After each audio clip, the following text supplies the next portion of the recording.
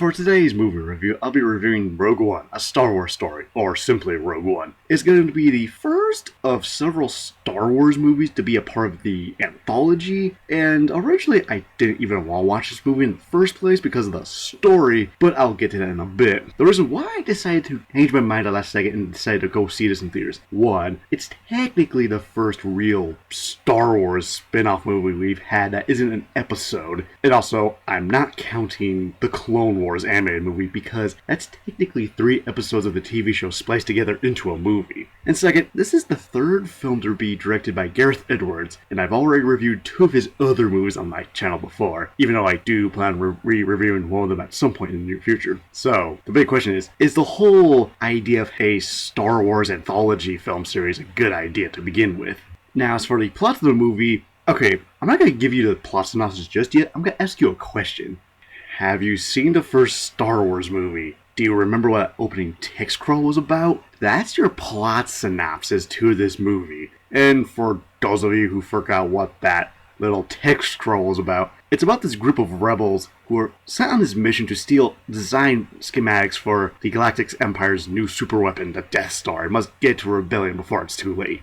Yeah, now you see why I didn't want to watch this movie in the first place. Because it just feels kinda odd making something like the opening text crawl into its own movie. That's like taking the prologue to the Return of the King movie and having that be its own movie. In terms of what I liked about the movie, cinematography is great. The CGI is good, the costume design's fantastic, and I do love the use of practical effects here. Because again, it just feels like a movie as opposed to the prequels, which featured a lot of CGI, but they didn't feature too many practical effects. And speaking of prequels, as far as the overall tone of this movie goes, it feels like a movie that actually takes place in the same universe as the Star Wars movies than the prequels, because when you watch those prequels, they just never had that visual aesthetic that said, oh, this takes place in the Star Wars universe. With this one, even though it's a lot darker, you could definitely tell that this took place in the same universe. Also, out of the characters, K2SO, the rebel-owned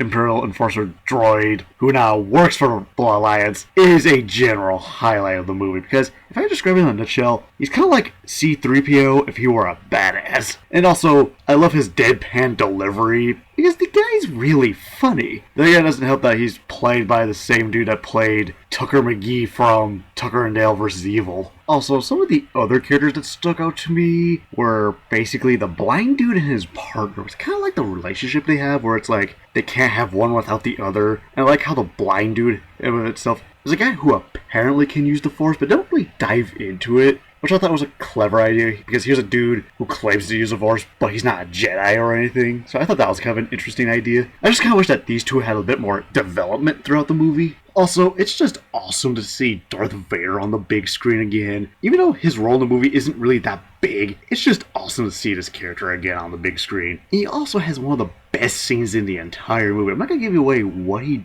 does exactly, but let's just say the second time you see him, he's fucking terrifying, and it's awesome. And also, the last third of the movie is just awesome in general, in terms of what's going on and the size of the scope, in terms of what the rebels are going against and how they're going about it. It even has one of the more interesting dogfights in a Star Wars movie. Usually I'm not a big fan of the dogfights, but this one here I'm like, I actually kind of like what's going on here. It's different. In terms of what I disliked about the movie, I thought the pacing was all over the place, because I felt that like the first 2/3 of the movie was a bit slow paced for its own good, until like the last third where it became really fast paced. And also, I don't know if this was just me, but it felt like this movie was just nothing but action scene after action scene after action scene, because when you watch something like the older Star Wars movies or The Force Awakens, it feels like there's a good balance of action scenes and non-action scenes. With this movie, it just feels like we go from one action scene to another constantly. But this could just be me. I also feel like the characters in this movie aren't as interesting as some of the other characters that appear in other Star Wars movies. Then again, it feels like when watching this, it feels like Gareth Edwards tried to make these characters as vague as possible. In the same vein as like Boba Fett, where it's like, okay, here's a really mysterious character. Then all of a sudden, maybe that character becomes so popular that they appear outside of the movie in the form of either comic books or novels.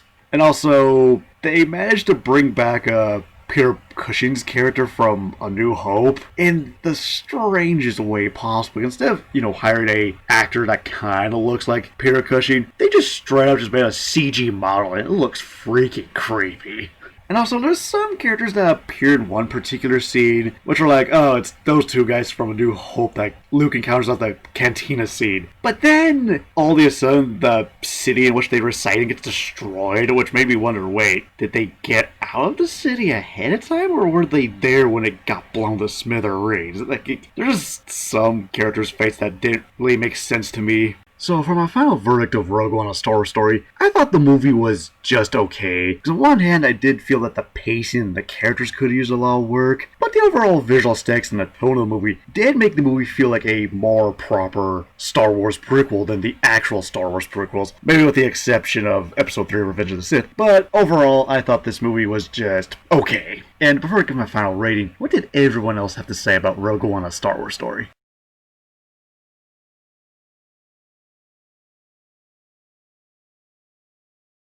So it looks like a lot of people liked this movie. I mean, it's okay, I just didn't think it was that good. And so from a final rating of Rogue One: A Star Wars Story, I give it 3 out of 5. So, who's your favorite character from any of the Star Wars movies? And see you later.